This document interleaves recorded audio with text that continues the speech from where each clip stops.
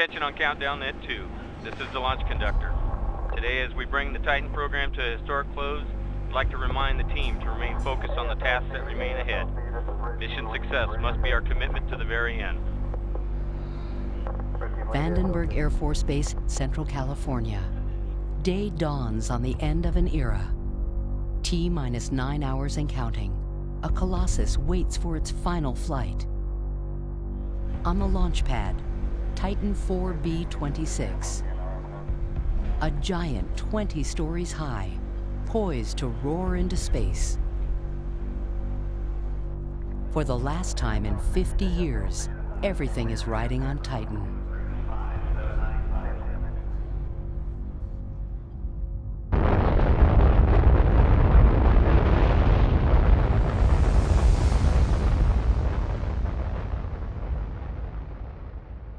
If there were no wars, no enemies, no rogue countries or leaders, perhaps there never would have been a need for Titan. But in the years following World War II, sabers were rattling, and the United States was alarmed by the words and deeds of the Soviet Union. It was the beginning of a Cold War between the two superpowers.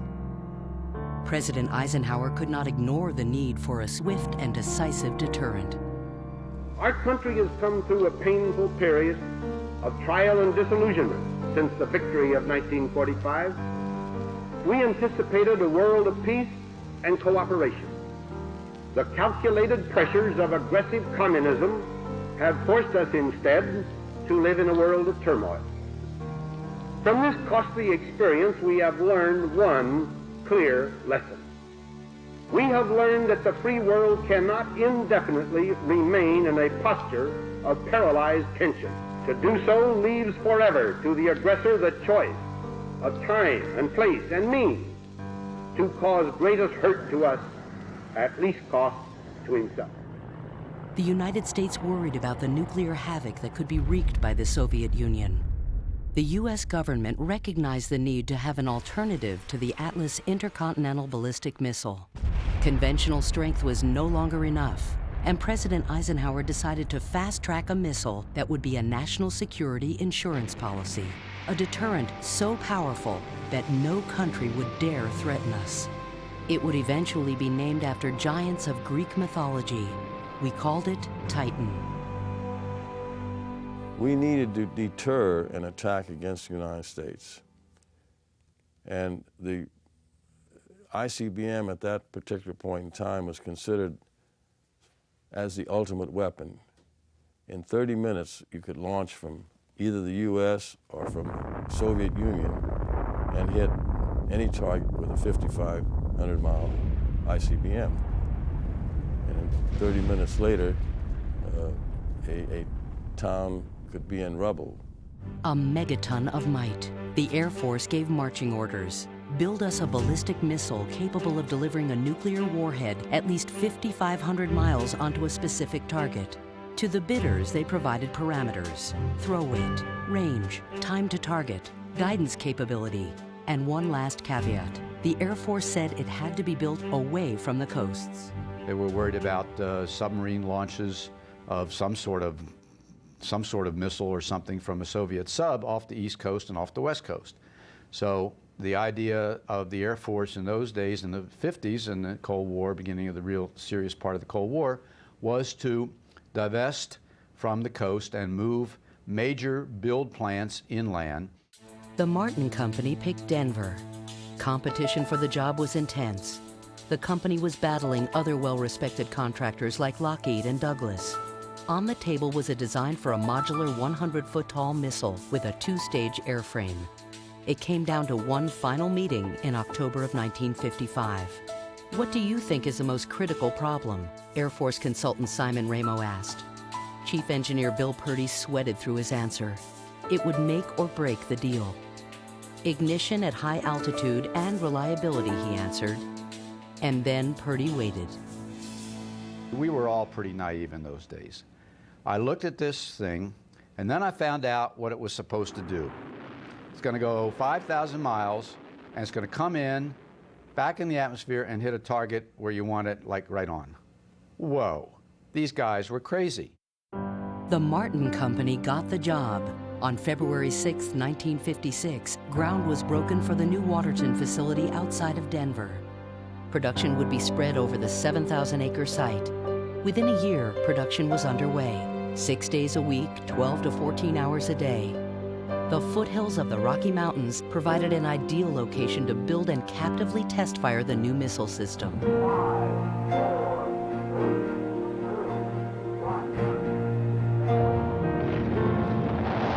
The Titan engines built by Aerojet General came to life.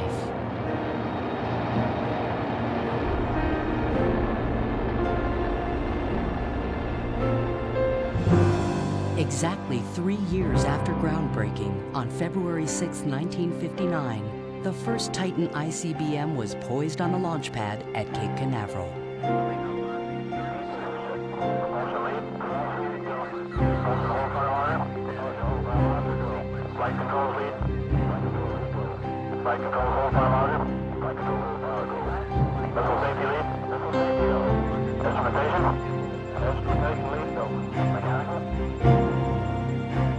Seconds, mark. 9, 8, 7, 6, 5, 4, 3, 2, 1, 0.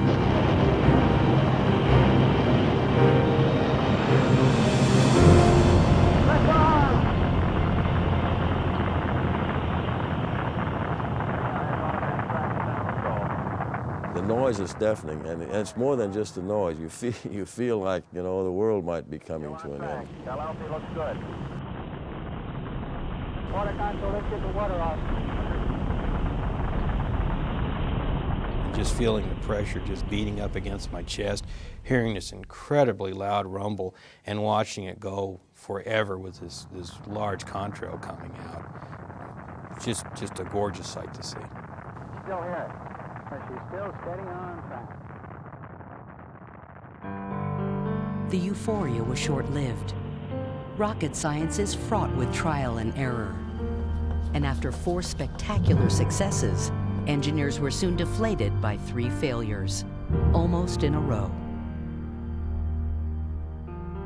As far as early launch failures were concerned, we had many, and again, we consider those learning experiences more than failures, because really we were pioneering at this time. We did not know a lot about how to do the things that are pretty fundamental today.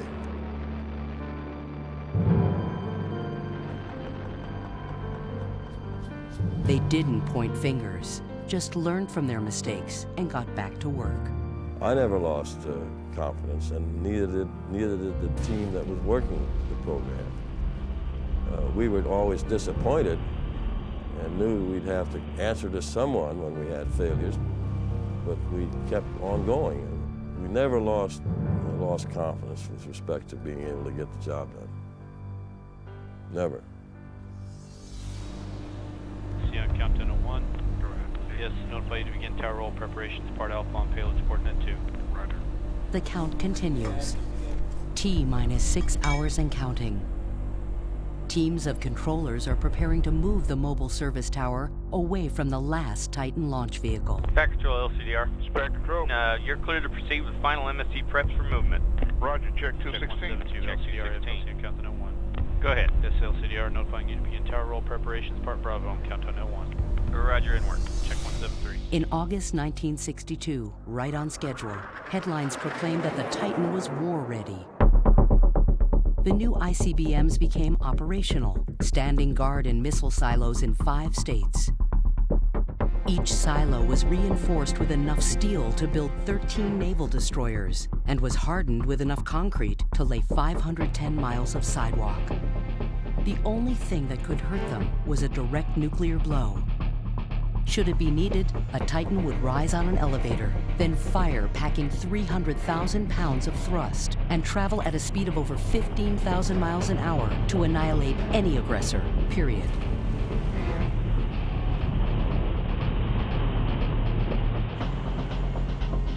But having superior ICBM capability was not enough.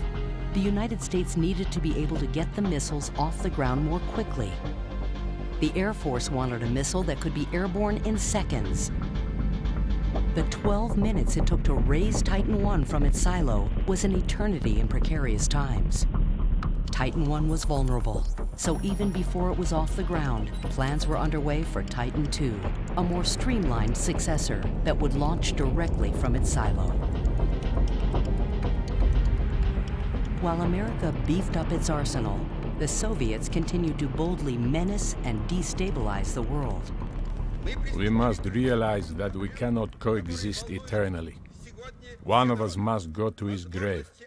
The Americans in the West do not want to go to their grave, so what can be done? We must push them to their grave. Rhetoric became reality in 1962. The Soviets pushed the United States to the brink of war when they deployed nuclear missiles to neighboring Cuba. For 13 days in October, the unthinkable was not so far-fetched. World War III was on the horizon. When I was out at Vandenberg Air Force Base, the Cuban crisis came along, Cuban Missile Crisis. And the Air Force asked us, Martin, to get the missile ready for launch as soon as we could. I found out during the 13 days when I was trying to figure out how I was going to save my family, I found out that the warheads on the Titans that were out at Vandenberg had all been changed to live warheads. Now I was scared. Now I knew we meant business. Good evening, my fellow citizens. This government, as promised, has maintained the closest surveillance of the Soviet military buildup on the island of Cuba. Within the past week, unmistakable evidence has established the fact that a series of offensive missile sites is now in preparation on that imprisoned island. The purpose of these bases can be none other than to provide a nuclear strike capability against the Western Hemisphere. Nuclear catastrophe was hanging by a thread. Military alert was raised to DEFCON 2, the highest level ever in U.S. history. The Titan missiles, fully armed in their silos, were ready to defend the nation. The actions of President Kennedy and his cabinet during those difficult days, hours, and minutes diverted the United States and the Soviet Union from possible nuclear annihilation. Khrushchev and Kennedy were eyeball to eyeball. Thankfully, one of them blinked. And there's no question in my mind, we had a superior ICBM capability to the Russians. And that in itself provided the deterrent when we backed Khrushchev down in the Cuban Missile Crisis. So that was a day that the Titan came through, and another milestone, another check mark in the good life of Titan. 54 Titan II missiles would be deployed in hardened holes in the ground at Air Force bases in Kansas, Arizona, and Arkansas. The missile silos would be small fortified cities several miles apart, where a four-man crew would live and work 24 hours a day, 365 days a year. Life on alert was often boring, sometimes intense, but always critical. In the 24 years it stood sentinel, Titan II was the keeper of the peace. And even though no Titans were ever fired in anger, their very presence made the United States too powerful to attack. Of all the arms in America's arsenal, the Soviet Union feared Titan the most, and for a quarter century, the Titan missile kept the wolf at bay.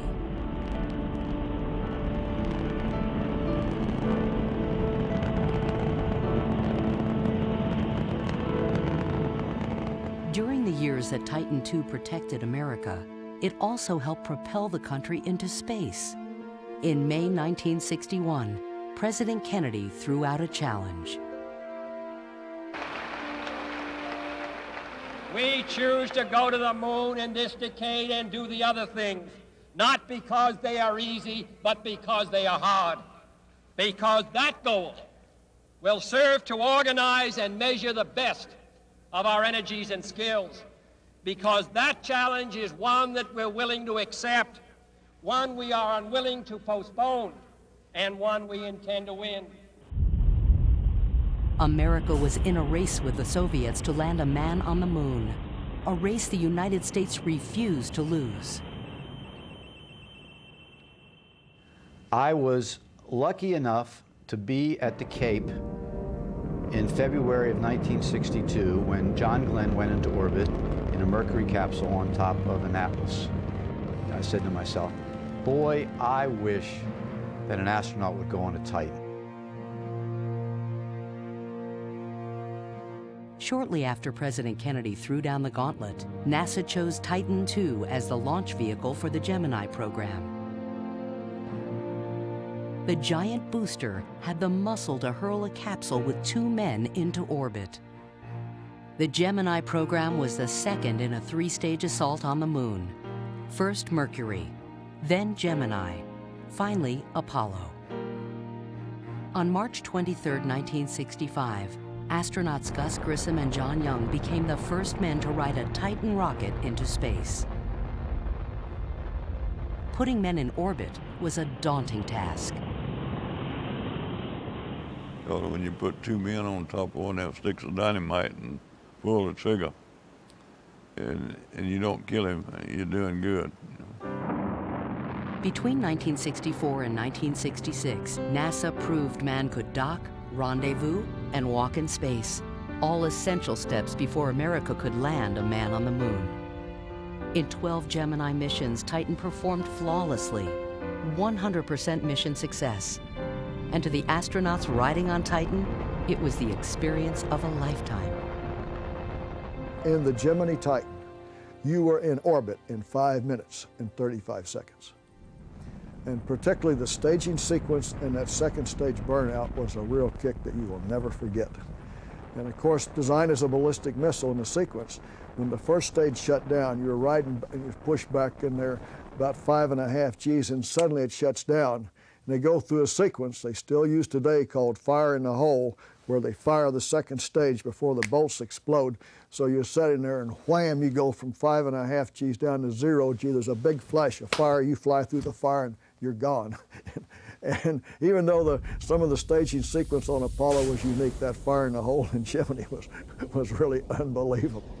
And then as you kept going on the second stage, you couldn't hardly hear the engines run. You knew something was going back there with that single thrust chamber, and just this force kept pulling up more and more and more, and finally you got up near 8 Gs pushing on you. You'd get a few little stomach pains, but you'd be hanging on there, and suddenly in 1/10 of a second, you went from nearly 8 Gs to 0 G, just whop. So you picked up, oh golly, 1,500 miles an hour in the last 10 seconds on that Titan. It was a kick. It was really a sporty ride. CC. Go. LCM. Go. Pad control. Go. TE. Go. VPDS.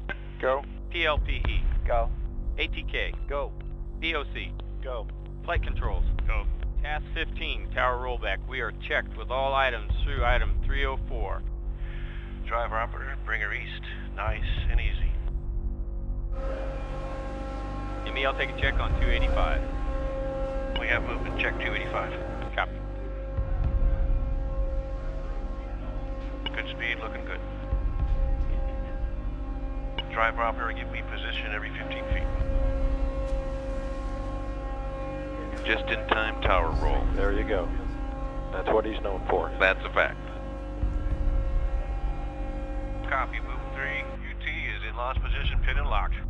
Roger, this time at item 306, tower roll is complete. Check 306. The 24-story tower has rolled back to expose the last member of a supreme family that carried the weight of a nation on its mighty shoulders.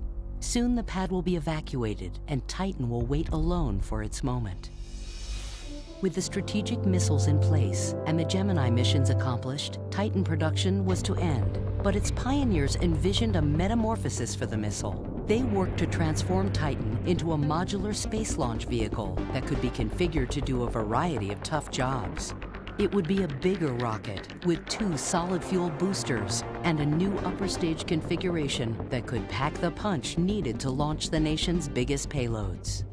Prior to the Titan program, we could only maintain satellites in low Earth orbit for a matter of a few days to at best a couple of weeks. The advent of the Titan gave us the ability to extend the expendables on board our satellites such that we could keep them on orbit for months to up to a couple of years. That gave us the ability to monitor the test activities and developmental activities of the Soviet Union on a continuing basis. In the 1960s, this new Titan was born. Titan III was pressed into service as the country's premier space lift vehicle and quickly became America's workhorse. At 160 feet tall, the Titan IIIC struck an impressive pose with its 2 solid fuel boosters and a new upper stage. With its building block configuration, the giant rocket routinely placed heavy payloads into a variety of orbits, some more than 20,000 miles above the Earth. Most important, it boosted satellites into orbit to keep an eye on a Soviet nemesis that continued to grow more arrogant. Well, the Titan program was really the key to our ability to do our job during the Cold War. This country needed to have the ability to understand what weapon systems the Soviet Union was really developing. We couldn't possibly afford to protect the country against all potential or technically possible weapon systems. So we needed to have an understanding of what the Soviets were really developing and what their true capabilities were. Emerging national security requirements during the Cold War required increased vigilance. Air surveillance was no longer enough. The capture of Gary Powers and destruction of his U-2 spy plane sparked one of the biggest international crises of the decade. The United States had to have a bird's eye view from thousands of miles up in space. Hopes were riding on Titan to help protect the nation from Soviet threats. The poster child of the surveillance satellites was a top-secret photo reconnaissance system called Corona, photographing over 1 million miles of Russian terrain from space. With its 24-inch focal length lens and 70mm film, Corona could zero in on a target just meters in size. The pictures were then parachuted to Earth and intercepted by special airplanes in midair. Nearly all the information the United States had on the Soviet Union at the time came from the Corona missions launched on a Titan IIIB. There's one rule: never take the imagery away from the president. The images that we got back from space were so significant in order to allow us as a free democracy to understand how we played in this world. As the systems grew in capability, they grew in weight. We had to turn to Titan to get these systems on orbit. So today, on a regular basis, we provide information to the President, the Congress, the administration to understand exactly what's going on in a very complex world. And as President Reagan once said, trust but verify. And it was our systems and the fact that we were on orbit on a continuing basis that gave us the ability to verify the compliance with the treaties that were being negotiated and signed with the Soviet Union. During its lifetime, the versatile Titan III delivered classified military payloads for surveillance, communications, and nuclear test detections.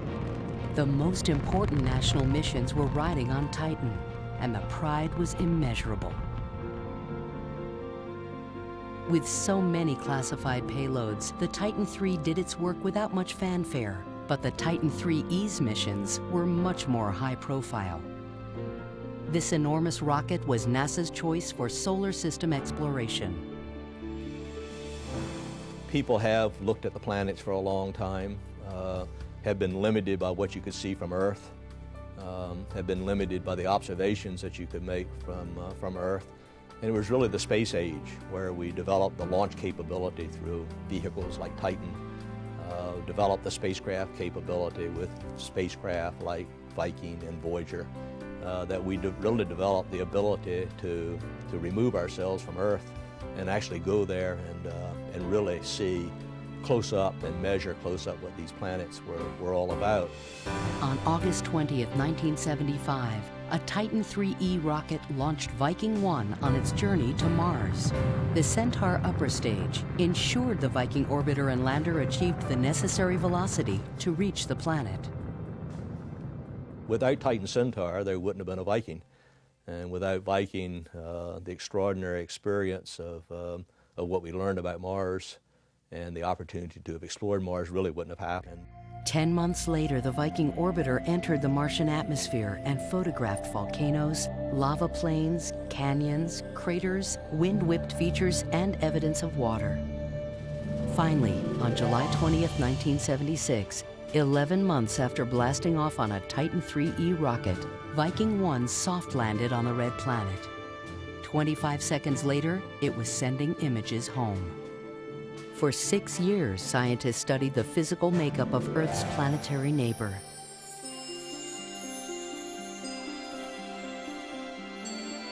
Titan IIIe flew 2 Helios explorations to the Sun, 2 Viking journeys to Mars, and 2 Voyager trips to Jupiter and beyond.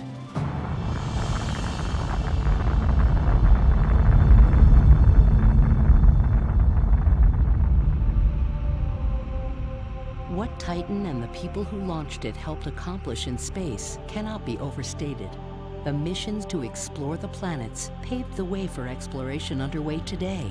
Exploration that may someday allow mankind to leave Earth and live among the stars.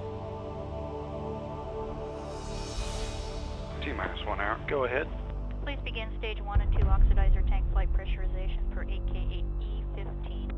Roger, inward. T-1 hour and counting. Check 405. The range is clear. All systems are go for launch. CIC, this PE. CIC, go ahead. Engineering's ready in here to evacuate the pad. We're going to evacuate at this time. Copy that. So we're going to evacuate and get into pressurization. For stage 1. Secondary 763 Foxtrot. Minimum. Dash Echo 996. With a TM bias -49. Air Pack Control, countdown 1. Go ahead, Pack Control. Check items 235, 236, 237, 238, and 239. We're going to evacuate right now. We are running off the pad. During the years that Titan III was helping America reach for the stars, the nation's policy in space was shifting. Expendable launch vehicles would be phased out, and on the drawing board was a space shuttle that would end Titan's reign. America had high hopes for the manned shuttle. It was reusable and would soon be the nation's primary lifter. It seemed these would be the last of the Titans for the U.S. government.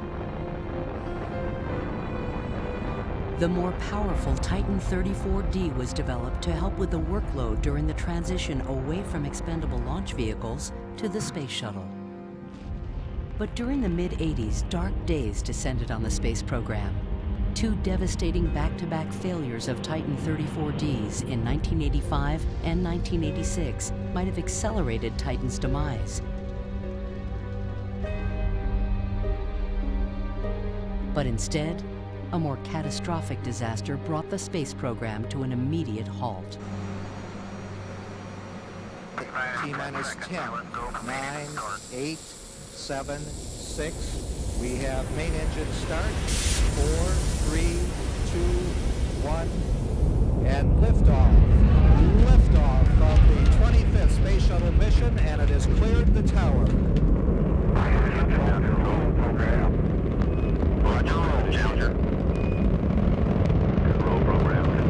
When the Space Shuttle Challenger exploded in 1986, it was a grim and tragic time.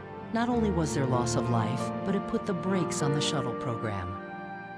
Some foresight a few years earlier had kept the U.S. government in the launch business, and Martin Marietta building Titans. Prior to the Challenger disaster, there had been a significant concern within the government as to what would happen if we did have the unthinkable happen and a shuttle was unsuccessful. Fortunately, there were a number of visionary people who recognized the need for a backup. There were leaders within industry, but probably the most significant person in the whole decision process was Pete Aldrich. He called and he said, Norm, he said, Titan's about to come to an end. He said, we can't let this happen. That the shuttle's a great program. In fact, Pete was scheduled to fly on a shuttle. He said, it's a great program, but we can't put all the nation's eggs in one basket. We've got to keep the Titan program alive. But it would take a fight to continue the Titan program. The proposal was met with overwhelming rejection. There were still people questioning whether or not this was the right approach. But in January of 1986, when Challenger accident occurred, we had a 2-year head start on the complementary launch vehicle and the Titan IV. I think giving that 2 years was a major decision, and one that was absolutely right, because if we had not gotten the Titan IV program going until after Challenger, we would have been on the ground roughly 3 years without having any access to space. So we were able to get our programs going at that point.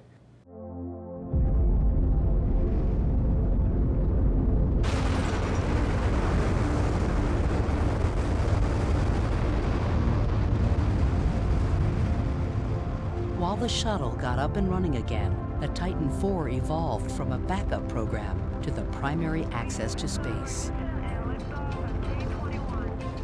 It became the heavy lift vehicle for military payloads that had to be moved off the shuttle.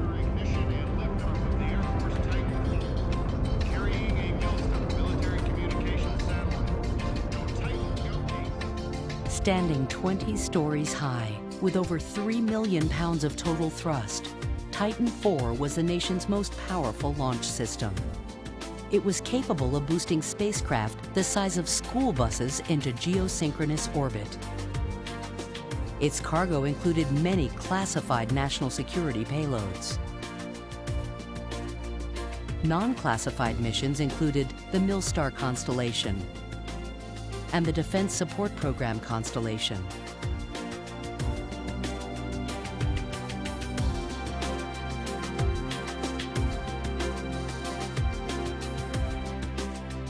Titan IV missions were launched from facilities at Vandenberg Air Force Base, California, and from Cape Canaveral, Florida. Increased launch demands in the early 1990s established the need for additional capacity to process and launch Titan IVs from Cape Canaveral. Launch Complex 40 was built to double Titan IV's launch rate. This new facility was the nation's most advanced spaceport.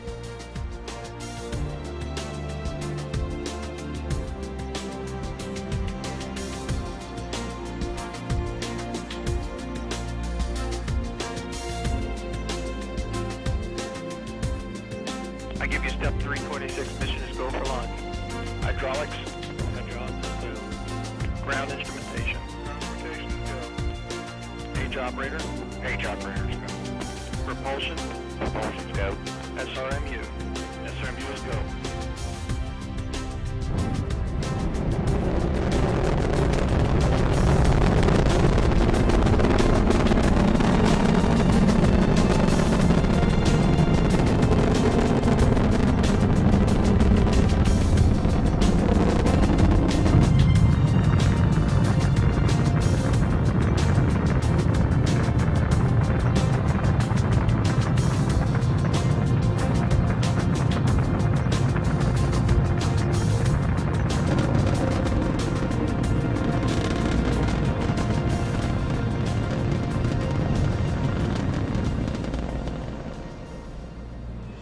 During the same time, Titan II ICBMs, the same missiles that stood in silos for a quarter century, were modified for space launches. These rockets boosted military, weather, and imaging satellites into polar orbits from Vandenberg Air Force Base in California. The modified Titan IIs flew 13 missions, boasting a 100% success rate.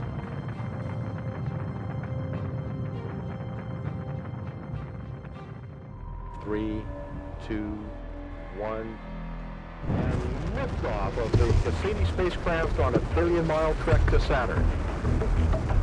The improved capability of Titan IV expanded the nation's ability for deep space exploration. NASA's heavy-lift, high-energy mission to Saturn was now achievable. In July 2004, the Cassini spacecraft, with its Huygens probe, reached Saturn after an 8-year voyage. Cassini and Huygens enabled a detailed study of the rings, moons, and environment of the mysterious giant. Every discovery is a credit to Titan. Attention on countdown net 1, this is the Air Force Launch ESA Controller. copies. We have a new approved T0 of 1805 Zulu. We will hold the clock for exactly 1 minute at 1745 Zulu.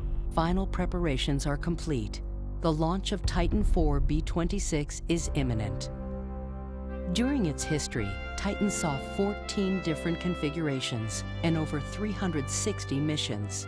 Titan put millions of pounds of communications, national security, defense support, and space exploration hardware into orbit.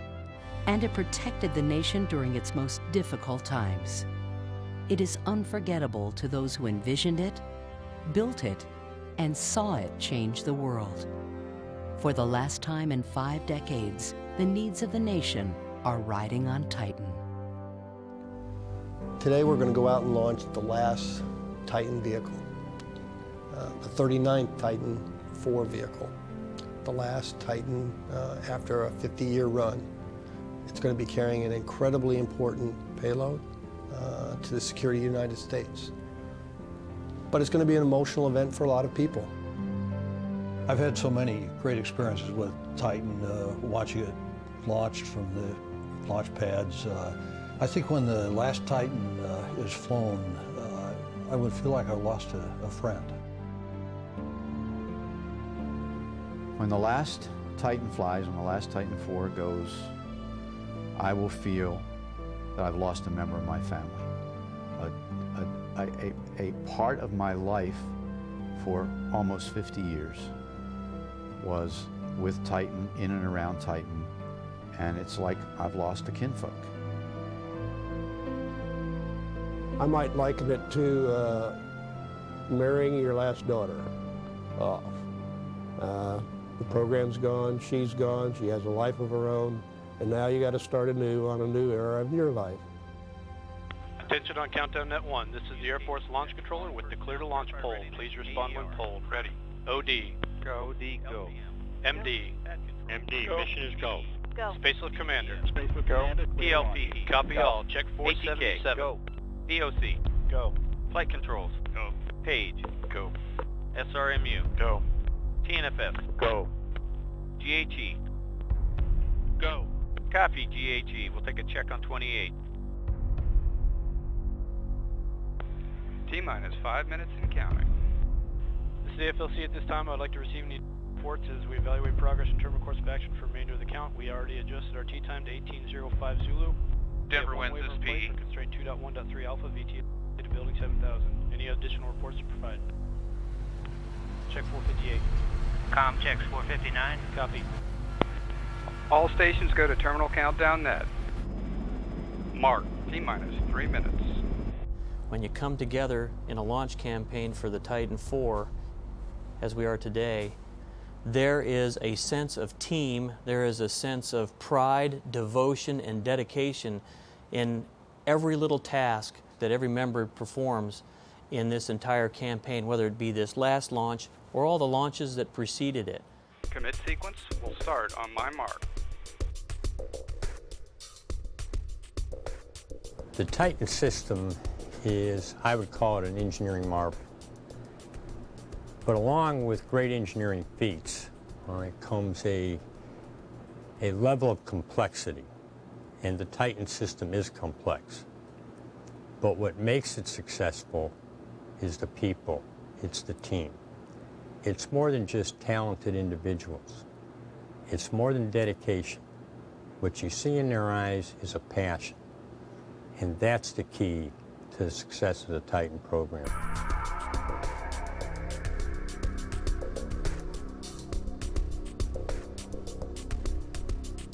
GCO. Guidance is go. Hydraulics. Hydraulics is go. Ground instrumentation. Ground instrumentation is go. Page operators go. Propulsions go. SRMU is go.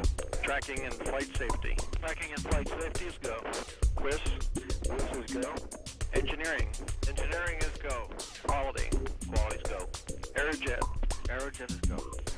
Alliance is go. T-minus 90 seconds. NSC is go.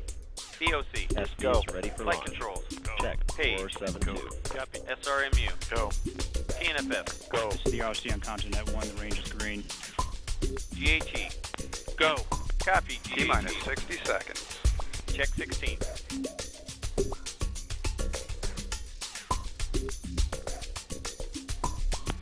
T-minus 30 seconds. V26 for final count. Titan has been such an important contributor to our nation's national security. And in a way, it'll be a bittersweet moment because, of course, it will represent the last vehicle. But I think it'll also be a celebration. We'll have an opportunity to celebrate the wonderful record that Titan has provided to our country. And we'll all feel real proud. 10, 9, 8, 7, 6, 5, 4, 3, 2, 1, 0. Liftoff. We have liftoff of V-26. Last of the Titan and an end to 58.